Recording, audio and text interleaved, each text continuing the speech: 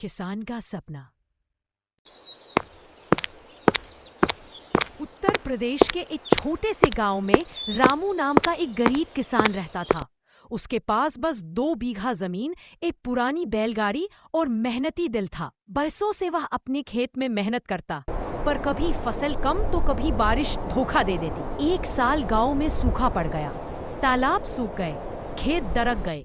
रामू की फसल आधी भी नहीं उगी। क्या गांव ये के लोग संभव शहर है? जाकर मजदूरी करने लगे, लेकिन रामू ने हार मानने से इनकार कर दिया।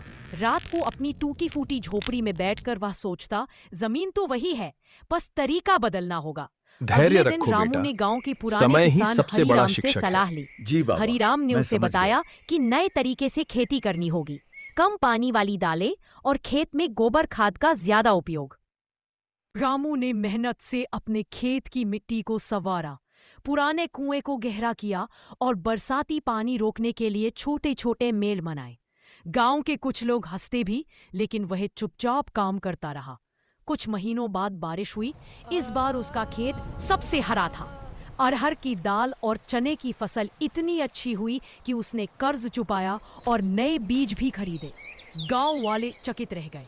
लोग उसके पास सीखने आने लगे। रामू मुस्कुराते हुए कहता, जमीन हमें देती है, बस हमें उसे समझना पड़ता है। कुछ सालों में वह सिर्फ अपने खेत ही नहीं, बल्कि पूरे गांव को आत्मनिर्भर बनाने में मदद करने लगा। कभी जो गरीब किसान कहलाता था, वही अब गांव का मार्गदर्शक बन गया।